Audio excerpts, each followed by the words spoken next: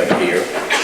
There's a question, there's a long post that Yehudis put in, but he put it in as a reply to my first comment, so it's at the bottom instead of the top. I hope that you can see it. Yehudis raised a question about who do you go to for regulation and for intersubjective experience, and within the Haredi community, what are the places of the rabbis that people go to? So there's an important post there that I'd like you to pay attention to and to respond to. Raisi raised the question that I think probably is bothering everybody. That's the point of the blog, right? That you see it and you say, oh, that wasn't clear to me either. What is the role of internalization? You see, what we started with here was the role of the other. We talked about Kohen, we talked about different kinds of self-objects. A self-object is somebody who's part of ourselves, and when we interact with them, something changes in ourselves. Does that mean that that's all that ever happens all the time, that we're completely influenced all the time only from other people? Of course not. We wanted to make that aspect of human relations clear, but it grows over time. And so the core notion that Cohen brought up was that these self-object functions become internalized over time. Internalized means that you're able to treat yourself as a self-object. In other words, that you're able to have an internal dialogue, you're able to do introspection. Introspection is a kind of intersubjective work, but with yourself, and you're certainly able to self-regulate, but not completely. In other words, the self-object function becomes more and more robust, more and more separate, but that doesn't mean that you separate from other people. That doesn't mean that the self-object function of myself with others is that the curtain goes down and I have an identity and I'm a completely separate individual. That is a Western myth, right? So the point of starting from the other side was to realize that this function of other people remains vital to our functioning, but not all the time and not in the same way as being a baby, right? It transforms over time. And that's the word the Cohen uses when he talks about what happens in therapy. He says it's a transforming internalization. It's not just you swallow it. Transforming means that I change in the process of internalizing. And then we're always changing, but at a slow rate and in subtle ways, not completely dependent on the others. So I hope that's clearer. Thank you for the question. Yeah, Mary. I wanted to know... You got to help my hearing aid. I wanted to know if on the blog we could post comments or, I guess, questions about the readings for the next week. As in, like... Yes, you can post. Now there, when a lecturer hears that, then you say, oh, this is a gift from heaven. Somebody wants to know about the reading they're doing for the next week? Oh, this is good news. Hopefully, it's not just Miriam, but everybody. Of course you can post. And but pay attention to the fact that as we would say, where the group is holding is on the blog from the previous lecture, right? So this is lecture number 5, and on this lecture, we'll continue to discuss, but the material that comes in can be for the next lecture, because that's what we're all doing. And thank you for that challenging comment. I hope everybody realizes that reading ahead that's part of the idea. I tried to hint at it in some of my comments when I said, that question's leading to differentiation. Start reading about differentiation. There's a certain line of thinking in this course. It's not perfect, but there's a certain line of thinking, so you may actually be saying, oh, now I think I see the connection. Now that is wonderful. Yeah. The microphone's bad? You're right now. Yeah. Okay, so let's drop it. So that wasn't my question. Okay. We've asked for everybody can hear me? We asked for a better microphone, and we will get one sometime. Yeah. I don't know if there's room for this question, but it's a question that interests me a lot lately, and I'm trying to do research on it also, about having Hashem like internalizing that as a Kodesh Baruch Hu, as a self-object.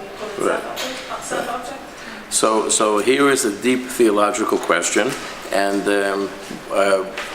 you're invited to take it up more in the small groups where people can talk about, the relationship to Hashem is an intimate issue. It's close to our hearts, so it belongs in the discussion in the small groups. But in principle, if the question is raised, what are the human functions that one attributes also to God, and how does Yahadut incorporate those kinds of functions within our tefillah, within our learning, within our understanding of what's happening in our world? That's a crucial question. It's one that will develop over time. I certainly don't have the answer for anybody except myself, and I assure you I don't have the answer for myself, but I have a good question, and we'll settle for that. So that's an important question, and one of the issues that's always going to be coming up here in a religious community is these things that started in psychology, which has nothing to do with God, and really psychology, for the most part, would like to have nothing to do with God. So we have something that we need to add in. We have some questions here that we want to, because we want to be able to learn from another way of thinking, but we need to learn it in a way that makes sense to us and that contributes to our understanding of who we are and doesn't exclude it. Psychology had a bad time with religion because what we call psychology starts with Freud, and Freud had a bad time with religion. There's every 20 years somebody writes another book. You know, these books go for carrot, they go this way, they go that way. They're almost all complete nonsense, in my humble opinion, but because the people who are talking about Freud and religion don't understand religion. The best work was actually written by a Jesuit priest named Meissner, who wrote a series of articles and a serious book about being religious and being a psychoanalyst. That's a book worth looking at. Most of the Jewish books are sort of weak and probably not worth the time. Freud had a problem with religion, and Freud had a problem with dependency, and Freud had a problem with self-objects. We understand that those problems started with the fact that when he was 18 months old, his beloved, very young mother lost his 8-month-old brother and probably became depressed. And at 18 months, he probably lost his self-object. And that allowed him to be Freud, the individualist. And since then, people, mostly women, but psychoanalysts have been trying to add in around the fringes what was difficult for Freud to see. And for us, it's useful for us to see what he could see and to add what he couldn't see. All of psychoanalysis, certainly since 1990, is dealing with those issues and what's missing. And the religious aspect of it is one of the things that's missing. So now we're going to start with something that's going to, and one last point, we're going to start now with the Bowen family. We're going to talk about the Bowen family for 2 sessions, but you've already started to read, right, Miriam?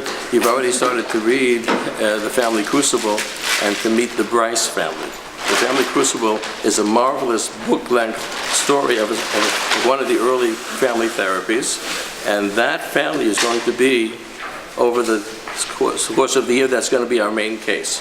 So you should be starting to meet the Bryce family on your own, and in the syllabus under each lecture, I've specified which chapter is supposed to be relevant. But while we're meeting Bowen, we want to meet Bryce as well. Now, the best way to understand family therapy is to meet families. And to meet families, you have to meet them in detail. One of the great things that Murray Bowen did, and he was the first one who did it, and close to the last, was to say, look, I'm a founder in family therapy. This was in 1971, but he had been working in it since the early 50s, since the late 50s. Family therapy started in the late 1950s. The reason it started was because post-World War II, Americans, right? We just had elections, so you have an update on what America is about. America in the late 50s was very concerned about controlling people. And the 2 things they couldn't control were juvenile delinquents and schizophrenics. Kids were getting into trouble, and people were going into hospital. So they had the idea that maybe if we hospitalized not just them, but their families, maybe we could find a better control. And Bowen was one of the people who was involved in this, what sounds now like either extremely avant-garde or outrageous experiment of taking schizophrenics and hospitalizing them with their families. This was done in Washington. And the idea was that what you can't control with this person, the family can control. Rather quickly, it became clear that there was something awry in the way that the families dealt with schizophrenics. That led to an unfortunate conclusion that families create schizophrenia.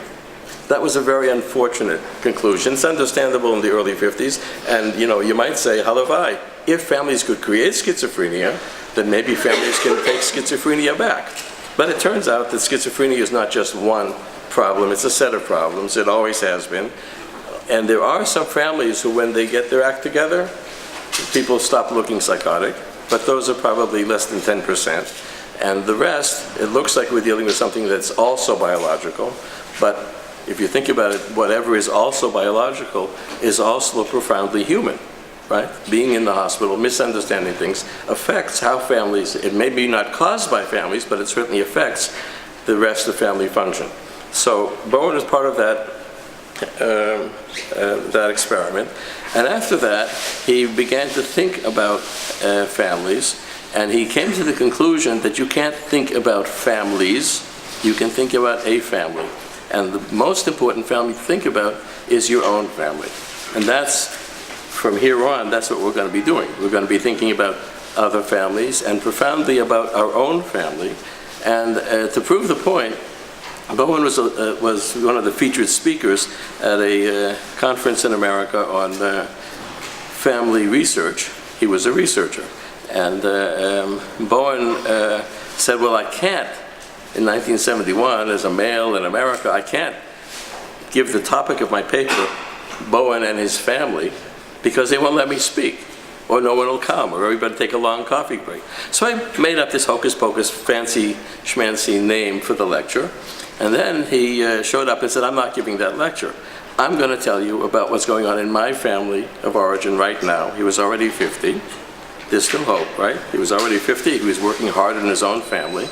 And you're going to listen, and then you'll say what you have to say. And at the end of it, we actually have in the paper, you'll see that we have preserved the comments of the family systems people about it, which is more or less like, we don't know what you're talking about. But since then, things have changed. So we're going to meet Bowen's family and what he had to report when he was about 50, how the family developed, and what it teaches us about that family.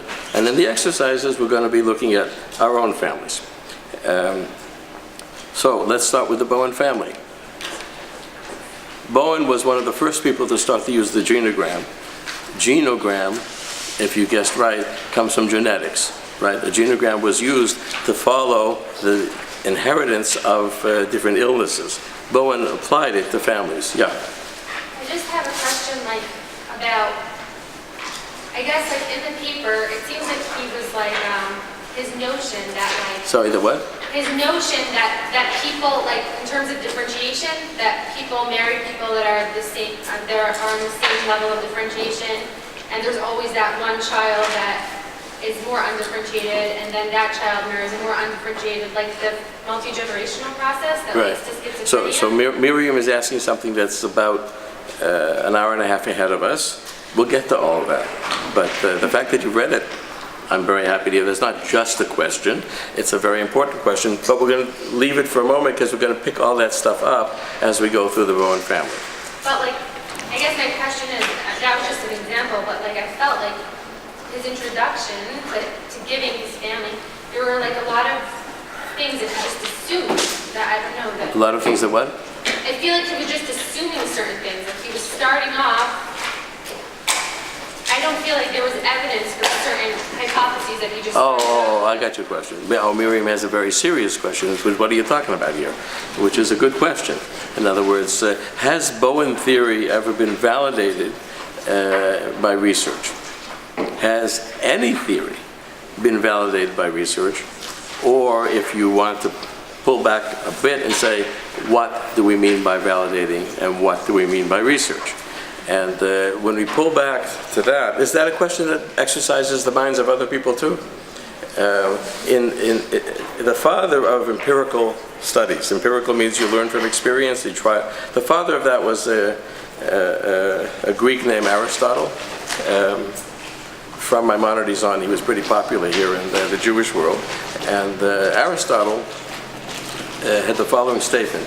He said, the sign of an educated man, he wrote this in a number of places, the sign of an educated man is that you do not expect mathematical definition for things that can't be measured mathematically. The sign of an educated man. We no longer have any educated men in the research world. The research world insists that tools that are precise, which means numbers, right? They can define what's valid and what's not. No educated man thinks that way, but that's the publishing way of doing it. And so we're in a very bad period right now in the last 20 years or so in human sciences, because you can't publish anything interesting. You can only publish statistics, and those who have studied statistics know Chomer b'yada yotzer. You can manipulate statistics to show anything, and if you have a p less than 0.5, you've all had that course, right? And the n isn't absurdly small, so you can publish it. And then everybody reads everybody else's papers and cites them because the computer can cite them, so it's as if you read 300 papers before you publish your own. It's a bunch of nonsense. In other words, we've reached a situation where it's very hard to get to any meaning. You can use statistics to show something. Now, if you were to ask, as an educated person, what kind of validity would we want to see? What would help us to take the Bowen assumptions, Bowen hypotheses, and look at them and decide, are they true or not? Are they helpful or not?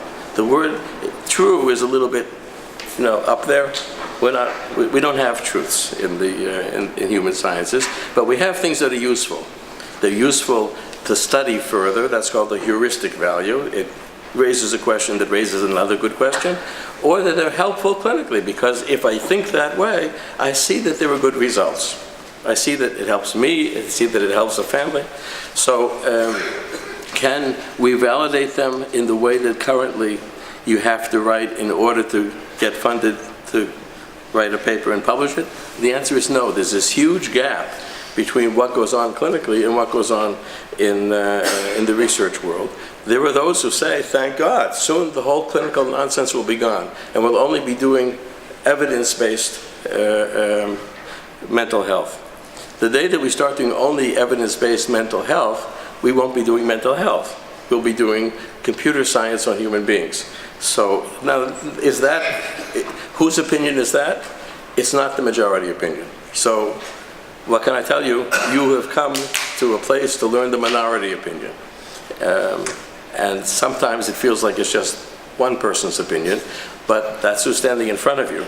There's a huge gap, there's a real problem. It's not making progress. Now, if you say, what would help us to learn better?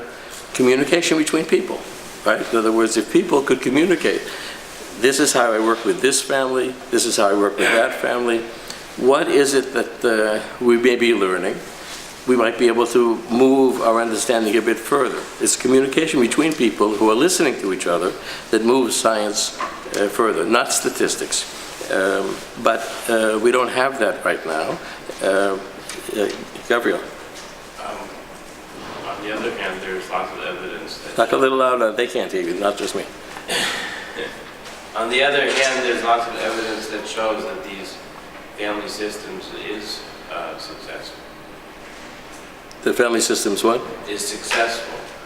I don't know. Effective. I hope there's some evidence for it. I have to say that many years ago, I stopped looking for evidence because you have to go through an awful lot of nonsense to get to something that's useful. People use family systems. We're going to learn family systems. Keep asking yourself the question, how could you test this? How could you show it? What you'll see as we talk about the Bowen family is there are too many variables. There are too many variables. Once you take, Bowen used to say, a person walks into the clinic with 60 other people around him and 60 years of life, 3 generations. That's the multi-generation. Now, can you put that into the computer? Not yet. There's too many variables. But you know what did Aristotle mean?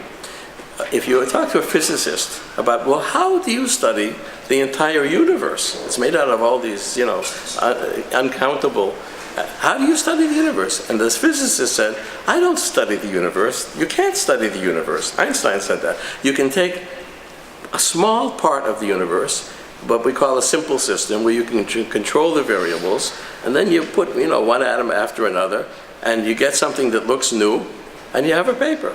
It's a simple system. Now, we don't have simple systems. And the guy who sits next to me in Shul, who is a professor of physics, always used to say to me, I thought, if I could understand math, maybe I would do that, but I can't quite get that. He said, I don't know how you do what you do, because we control the variables. You don't. If you can't control the variables, how can you really study anything? How do you know what's happening, right? And the answer is, we don't know in the way that a physicist knows. That's what Aristotle was saying. We know in a different way. These days, the research literature wants us to know in the way that the physicist knows. That's an epistemological error. Nothing good comes of that, except for the industry of publishing nonsense papers. But how do we know? We are here still asking that question. We're still asking that question. Freud was a scientist. He asked that question. Maybe we know.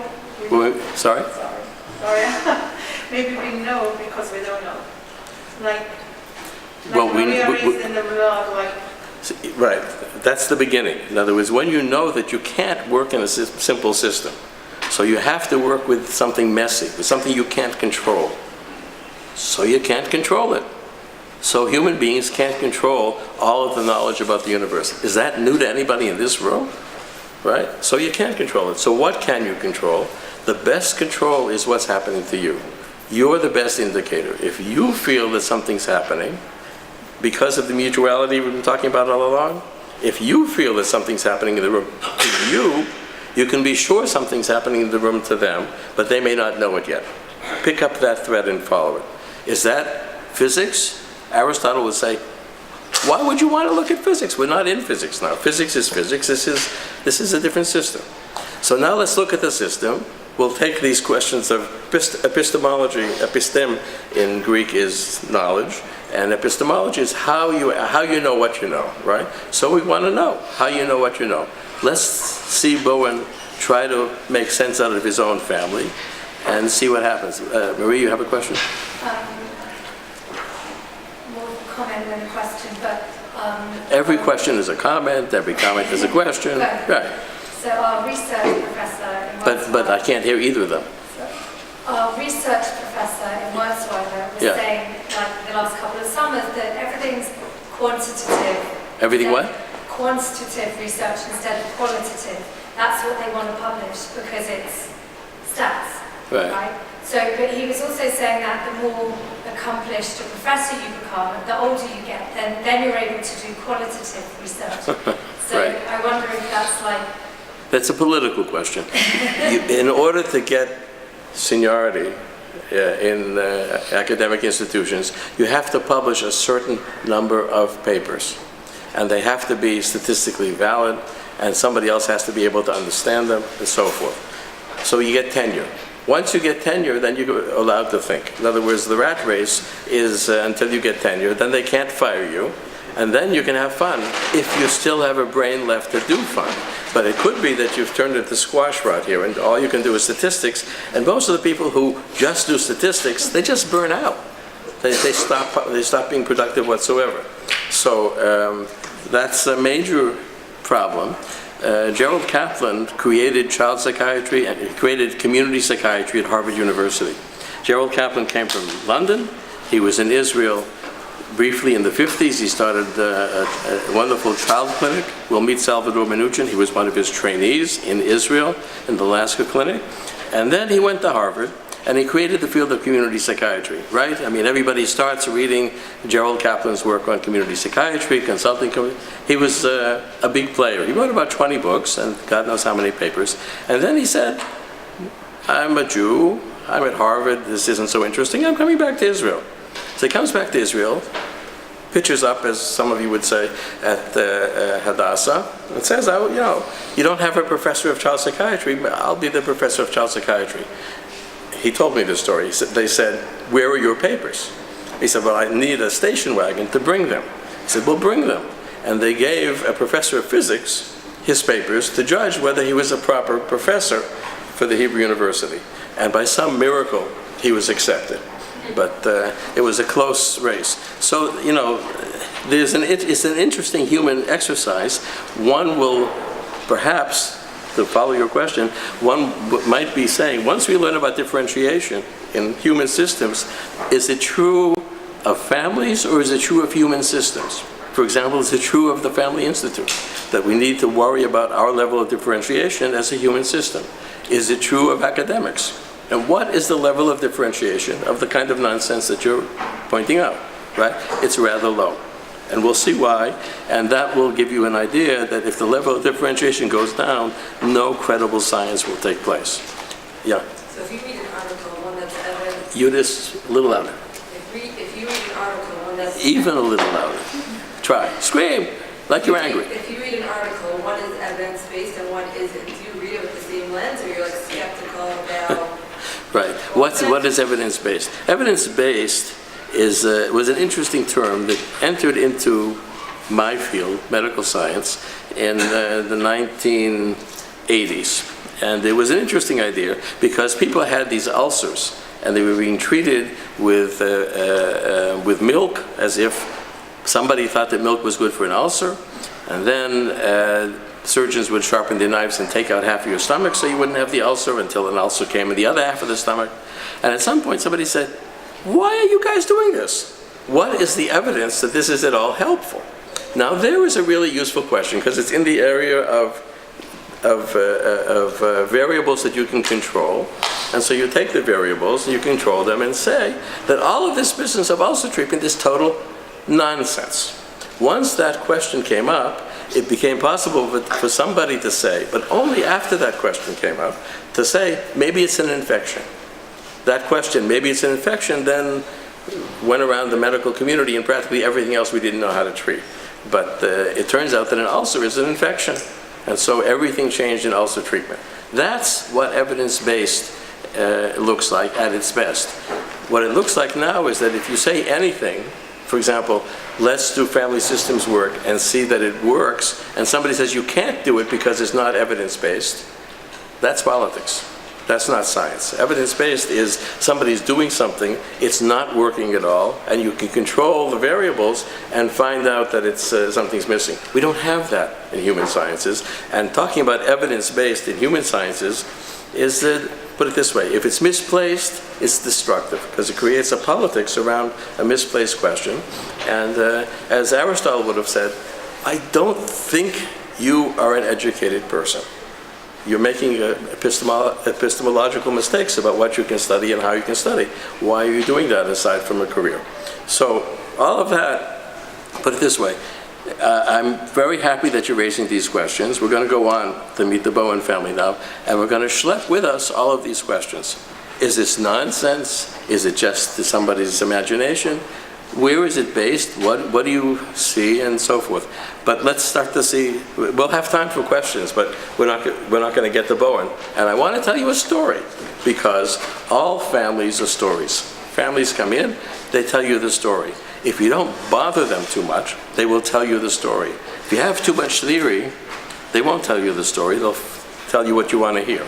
But here's Bowen's story. This is the Bowen family. Now, you're familiar with genograms. In America, the men are on the left, given privilege, because English is left to right. So the men are on the left and the women are on the right. And I don't think I have a pointer here. So this is Bowen's family of origin. This is his father, and this is his mother, okay? And the men are square and the women are round. And what we're going to do now is to combine the genogram together with timeline, because the genogram shows something at a certain time, but it changes over time.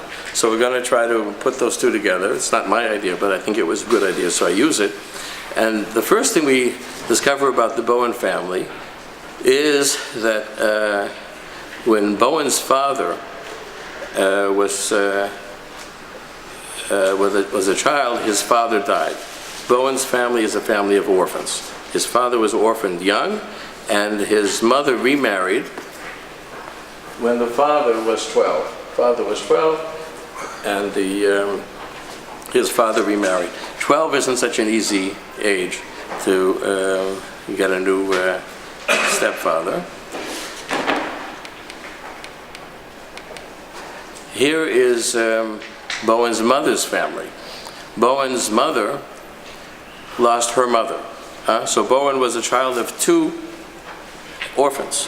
Father lost his father, mother lost her mother, and when his mother was 6, she remarried. When the mother was 6, her father remarried. That's M equals 6. Mother was 6. The father remarried, and she had a younger half-brother, 7 years younger than her. So far, that's the beginning of the family. Bowen makes almost no use of these facts. He just tells them. You've read the article. He doesn't make much use of them. We'll try to make some use of them, because why not? There was a family business. The family business belonged to the mother's father. He brought in the new wife into it. And the family business is up in the right-hand corner here. Those of you who read the article, do you have any idea what the family business might have been? Do some of you have families that have family businesses? Who has a family business with some, different people from the family in them other than me? Yeah. So some people know what family businesses are. My father was one of 7 boys. 6 of them went into the family business. My father said, never, and became a physician. But everybody else was in business, and they were fighting with each other perpetually. My entire childhood was every Sunday we would go visit the grandparents and find out who was mad at who was yelling at who. They were always yelling about the Red Sox. It was in Boston, but aside from the Red Sox, who was mad at who was leaving who, which younger brother was going to which older brother, and so forth. So I had this sort of, when I read family business, but my grandfather's, his business was, first of all, schmatters, and then toys and cigars and stuff that you could sell. The Bowen family business appears here. Oops, I went backwards. There it is. Bowen was raised in a funeral home. And for those of you who don't know, that's how non-Jews take care of their dead. And a funeral home is a huge business in America. It's based on mahogany. If you love the deceased, you will spend $1 gazillion burying him in this very expensive wood. And that was the family business. That it sort of fits with all these losses, right? That these orphans are now dealing with the funeral home. That nobody knew. Bowen wrote about the family business and didn't say what it was. I thought he said it was a department What's that? store. I thought it said that it was a department store. Well, it wasn't. It was a. There it is. When Bowen died in 1991, maybe he just, but when Bowen died in 1991. People were so happy that he was dead in the family therapy community that they put out an issue in his memory, and that's when you get to see the family, and that's where this picture comes from. If you were giving the first paper ever on my family, you might say department store just not to make too much noise, right? Because sometimes when you're trying to learn something and there's this, red herring, this thing that, makes a lot of noise, what's the difference? Deeper, of course, is a difference. There's a big difference. So that's we're dealing with a funeral home. Okay. Now we start to see some transformations in the Bowen family. And this is by using a timeline. So we're adding in a few things. First point is,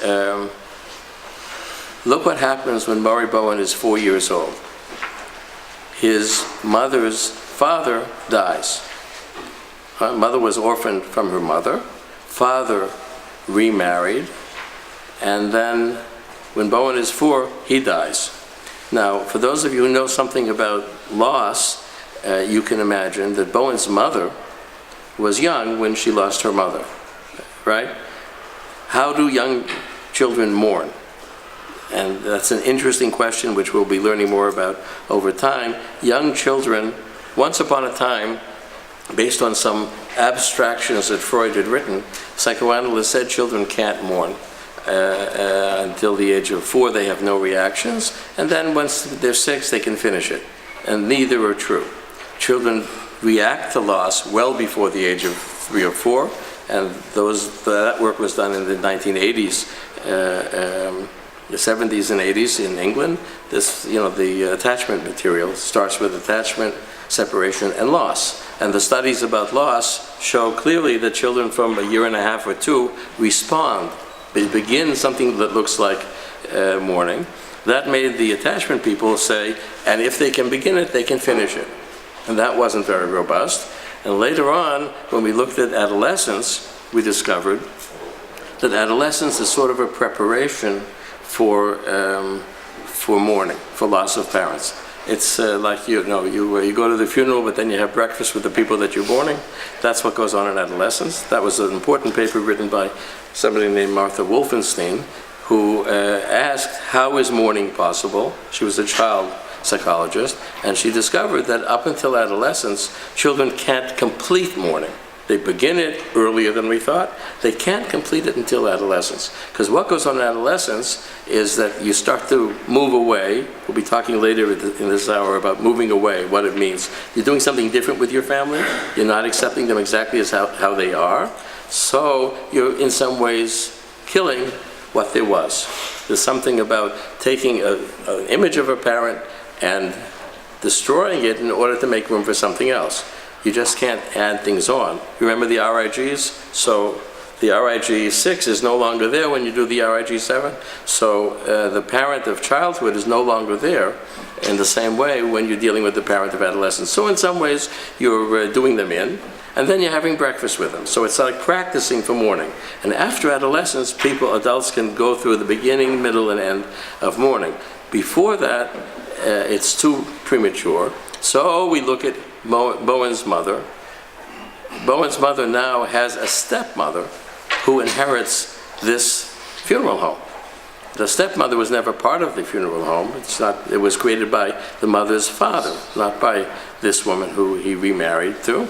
And so we have this funeral home that now is in a state of loss. And Bowen's mother, what happens when you lose a parent early is when you lose the other parent, it all comes round. In other words, we assume that we find Bowen having a mother who is not just, let's say she's 25, 28, that's pretty early to lose your father too, but she is now also mourning her own mother. So we have a very complicated situation for this young boy who's 4 when the grandfather dies. You see how we have this guy dies, okay. But you see that now the family is in a certain kind of situation. Bowen at that time is 4, and B1, that means the first brother, because that's how he refers to them in the paper. It's the second child, but his older brother is 2. So we have a major crisis in the sense that something undoubtedly is going to be changing now in this family. And the second thing that happens is, you would have asked, we have this half-brother there. He's probably going to take over the nursing, the funeral home, isn't he?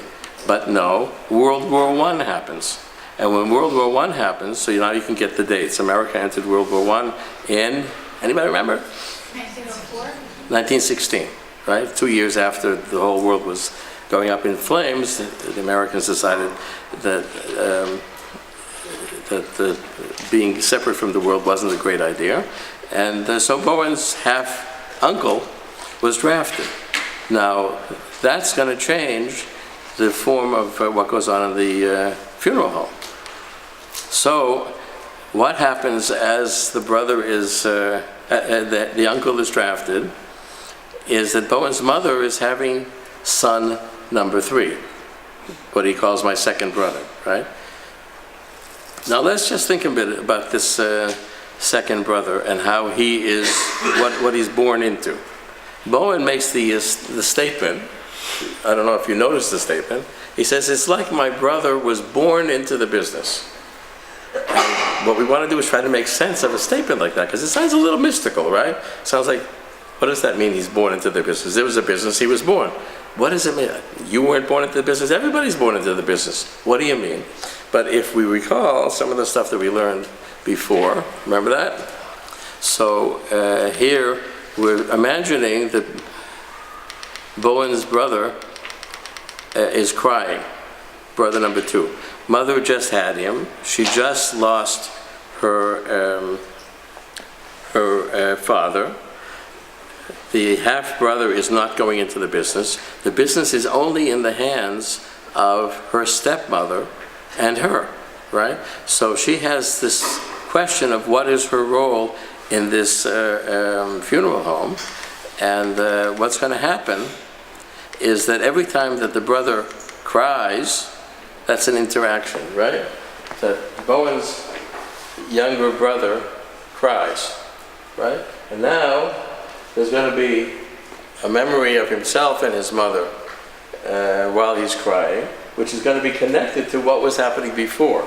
But what's happening to the mother, how she responds to the crying, has a lot to do with her life. Remember we talked about how the family system, you're born into the family system. How the family system responds to how the mother responds to you is part of how you become yourself. That was the one-sentence summary of what we learned at the first talk. So now we have mothers seeing that he's crying and saying to herself, for example, we don't have the facts, she may be saying to herself, oh, thank God, my son needs me, I can get away from this half-mother who's driving me crazy with the business.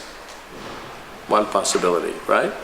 Another possibility is that now, the other possibility is that she says, this is driving me nuts. You have to stop crying. I have to go order a mahogany casket for these clients, and you're crying. So she's going to respond in a certain way to his crying or to his smiling. He may be smiling at her and, seducing her the way babies seduce their parents. He's cooing and he's just being delicious. And she's saying to herself, wonderful, I'm doing this. You guys deal with the business. Or she may be saying, I can't not deal with the business. I brought my husband into the business with just the stepmother. I don't have time for this. If you're happy, fine, read a book. Look at television. Or what kids did in that age, stick a bottle in their mouth, leave me alone. So every time that this younger brother is going to have any kind of interaction with his mother, it's going to be impacted by how the business is impacting on her. Does that make sense to you? Does that sound far out? Too many variables to prove it. Too many variables to prove it. Count the variables, you can't prove it. But it makes some sense, and it allows us to say, this is how my brother was born into the business. Something was happening in the family when I was born, and my RIGs, which is my sense of self, the core self, right, is impacted on by the regulating self-object and the intersubjective self-object, who it feels like that's me, but how she's responding isn't clean. It's not just to me. It's also to what's going on with the business. Does that make sense to you? Okay. So when we hear these statements like somebody's born into this or somebody's born into that, for example, in the babies who are 4 now, were born in the South into the last war. And in the South, we see babies, I see them, who, when they were, well, let's say when they're 5 now, so when they were about a year, or 6 months or a year old, and mother was running to collect the children and bring them into the safe room, and there was a siren every couple of hours, and there were missiles falling nearby, and people were freaking out. So that child was born into a security situation, and you can't ignore it, because that will impact on whether the mother was feeling adequate, whether she was feeling that she couldn't get all 4 children into this little space to keep them safe. And what is a mother about except keeping children safe? So he may have a mother who feels that she was not succeeding in her basic function. You see what I mean? So when a child is born, or the first year, you want to look at the building of his self based on his self-objects and what were they doing. And if his father was in Miluim, getting all messed up in what was going on in Gaza, and came back with no patience whatsoever for anything, and irritable in a way he hadn't been before, so you were born into a security situation. There was a question? No. Okay. So Bowen's second brother is born into the business in a way that he and his first brother were not. He and his first brother, the business was running because the grandfather was running the business. Things were more quiet. Okay, now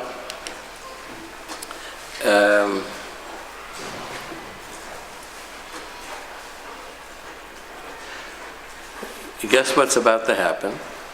Yeah. Just wondering, are we ignoring the impact after the first year? Ignoring the impact to Bowen and his old brother, who were over a year old? Correct. Bela. Bela's saying, wait a minute, you're creating a simple system. This isn't enough. What do you mean his brother was born into the business? Bowen was 4. That's not such a gruesome mensch, right?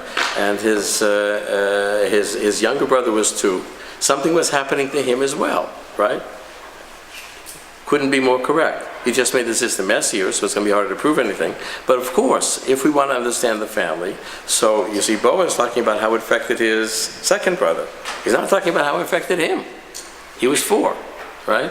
So, and this was a grandfather, and he didn't have a grandfather on the other side because his father was an orphan. So this was his only grandfather. So you see, you could pull and say, wait a minute, this is more complicated. What was going on in that home? How was the mother interacting with Bowen and with his second brother? Anybody talk to Bowen about the fact that his only grandfather is dead? Right? Was he at the funeral? Did they talk to him afterwards? So Bowen is also editing, right? In other words, he's telling what he can bear to tell. He probably doesn't know these things himself. But you can ask the question. You can say, well, I'm just trying to picture this family, and I got the idea about the younger brother. You see, that's a symptom. The way it's told is part of the symptom. The way it's told is it impacted on brother number 2. And you say, that's part of the story. That's not the whole story. There's something about how it impacted on you and the brother 1, which is different, right? So we're already doing family therapy, right? Because what if it was brother number 1 who came in and told this story? So we want to see it in the more complete way. Well, yeah. Also the birth of this. Just a little louder. The birth of this brother is also an event. Just a little louder, Michaela. The birth of an additional child is also an event for Bowen and his second brother. Correct. Now you're thinking like clinicians. What do you mean it affected only the younger brother? He was born. That has an impact on the 2 older brothers. It's not just that there's the loss of the grandfather. There's a lot of stuff is happening. True, right? So now that's exactly what we're trying to do. We're trying to say what we can learn from Bowen and what Bowen didn't see. It'll help us to see what Bowen didn't see. And then what else would be happening? Now you're starting to picture. You say to yourself, wait a minute. You're describing it. Put the pad of paper down, right? You have a genogram. Okay. But put the pad of paper down and say, wait a minute. I'm trying to picture this family. So I'm getting a picture about one brother, but I'm not getting a picture about the other 2 and other impacts, right? So we could learn more about this family, which will have to do with the meanings that things have for Bowen, which we'll get to in just a moment, and to the other brothers. That's exactly what you should be doing. Yeah. So I'm happy. Yeah. I just wanted to say, it's just a comment. I think he was presenting pieces of information that he thought were relevant to his train of thought. And then at the end of the day, in this article, he was presenting something specific. So he was giving us information that we need for that. Okay, right. So Miriam is saying it's a matter of writing. It's not a matter of the family, it's a matter of how you write the family. You want to write all the facts? The truth is, make a movie, You can't write all the facts. So he wants to get to the huge mess that's going to happen with the second brother.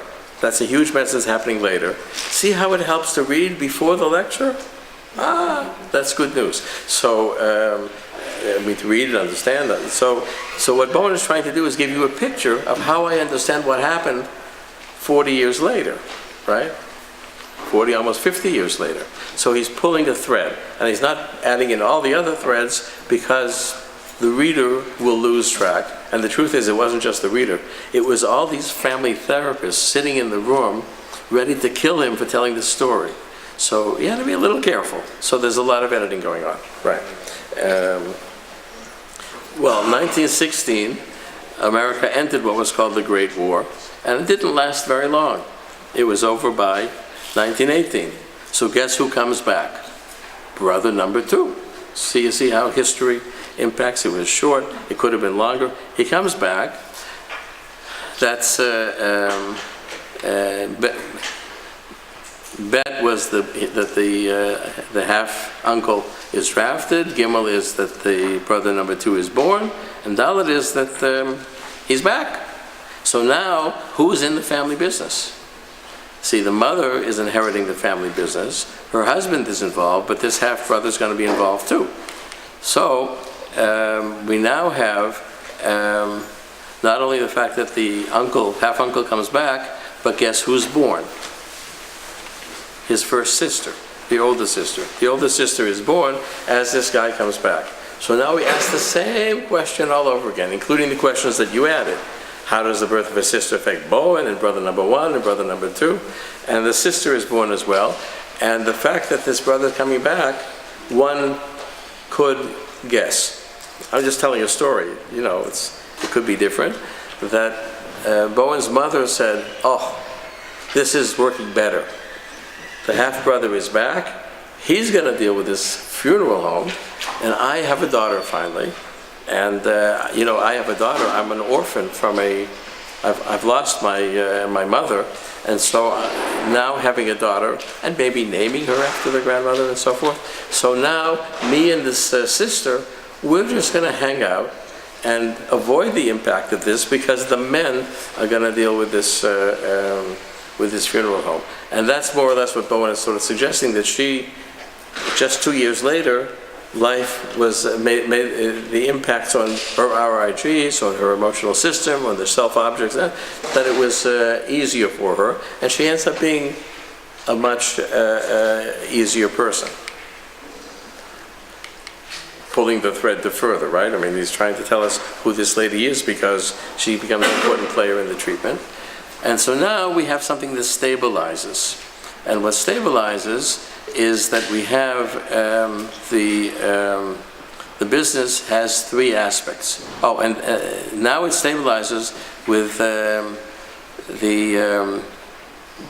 last child being born.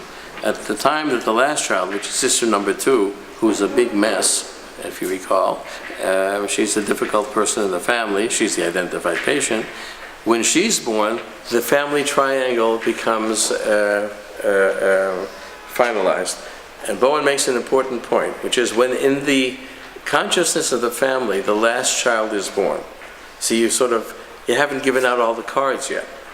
But when the last child is born, it's sort of you finish the deck. So she received the problematic child card. But it happens when the last child. So you want to understand the family. Now, there are surprises in families, right? Sometimes there's the last child and then there's the last, after the last child. So that will raise some more interesting questions. But at the time, these were Americans who planned their lives, and so this was the last child. And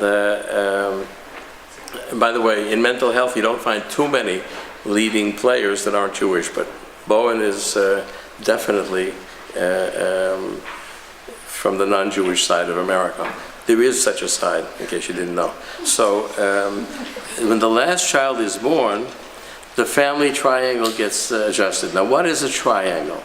If we look at the triangle, first of all, who are the players? There's the mother's family, which means her mother, which is not her mother, her stepmother, and her half-brother. That's one part of the triangle.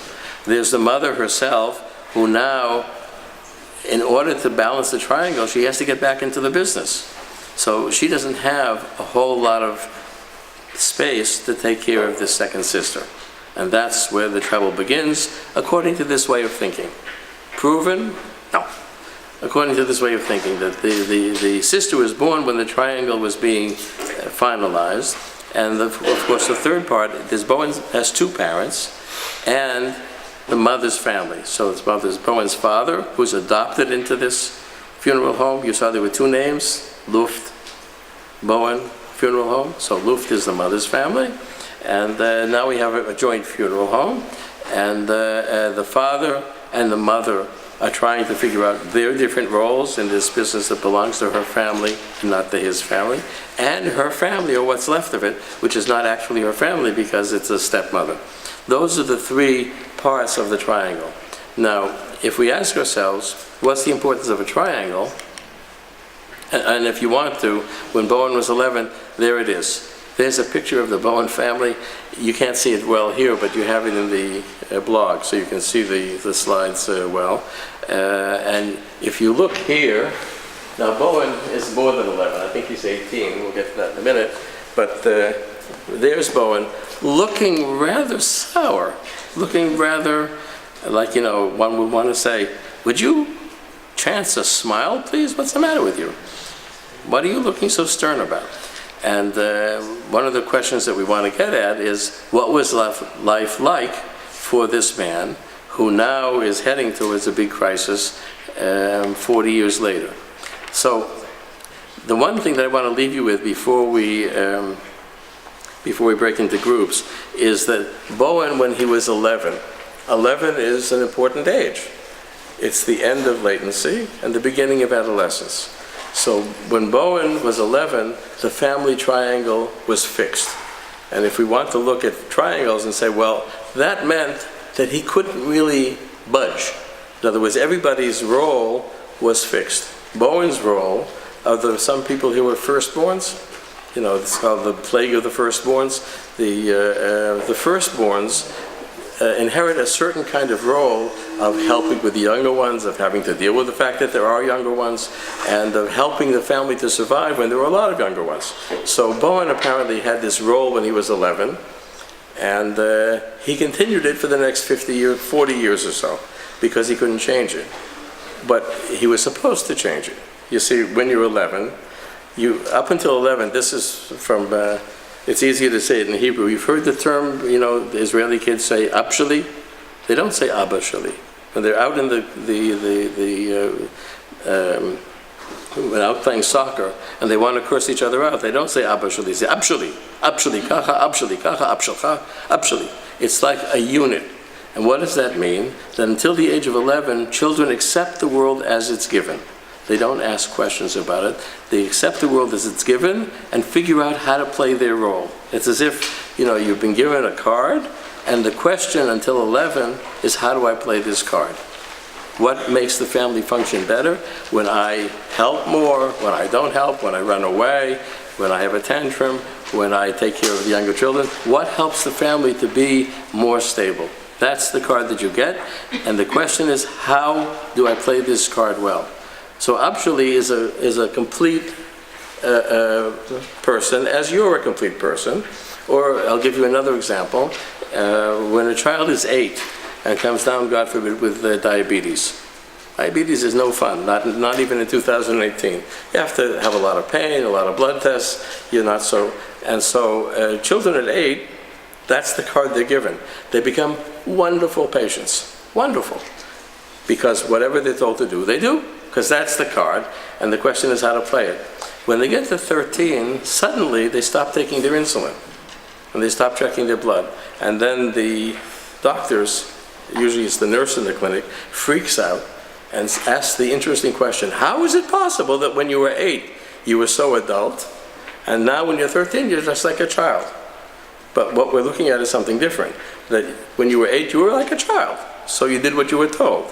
But when you're 13, you can't. You can't grow to become yourself unless you say, this is one card. What are the other cards like? Let's have a look at the other cards. Let's see what it might be. So a child at 13 no longer says to himself, I've been given diabetes. He says, what would my life be like without diabetes? That's an intellectual achievement. That's moving forward in life. But the only way to test it is to live without diabetes. So you start to go into insulin shock, you start to not cooperate. It scares the daylights out of everybody, and for good reason, but it's your way of growing. You can't grow without going through what might have been like to be without diabetes, because until, if you want to put it this way, until 11, there's diabetes, and I'm inside the diabetes. I've been given it. So I just figure out how to deal with it.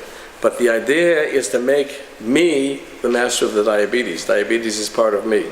In order to do that, you have to be able to separate the different parts of a whole. Separating the different parts of the whole is something that is the beginning of adolescent cognition. It's the beginning of abstract thinking.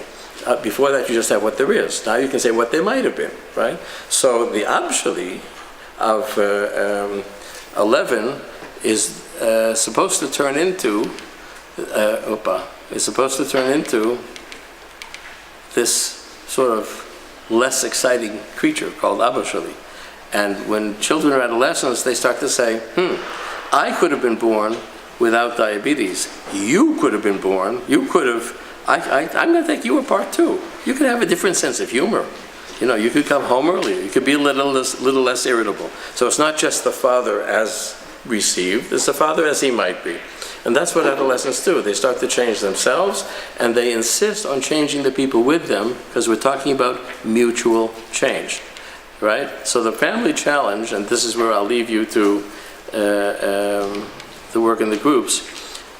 When a child at 11, 12, 13, the beginning of adolescence, has to change himself, he can't change himself without changing the roles of the parents. You know, sometimes you hear a father say, I've been like this for 15 years, you expect me to change now? The answer is yes, because 15 years ago I was 2 and now I'm 17 or 27 or 48. You know, yeah, when are you going to change? When are you going to become the father that I need as an adolescent, which is not the father that I needed as a child? Does that mean you stop being my father? No. What does it mean? That we grow together. You see where mutuality comes in? That the adolescent requires a change in the family, in the roles of the parents, and that creates essentially a crossroads in the differentiation of the family. And that's one of the reasons, not evidence-based, one of the reasons we can think that we run into so much trouble with families dealing with adolescents, because they require to change something in the role of the adolescent and in the role of the parent. If it's possible to engage in co-creation of these roles, the level of differentiation rises, because there's more co-creation that wasn't there before. But if there's no co-creation, then the child is stuck with a role that's no longer growth enhancing.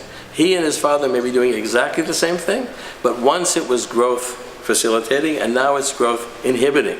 And he can't say that, and nobody can change, and as a result, the level of differentiation of the family decreases. It's a crossroads. You don't have the same differentiation when you go through adolescence. The family grows, or the family diminishes. It doesn't stay the same. Thinking that it stays the same is basically saying if it stays the same, the differentiation is decreased.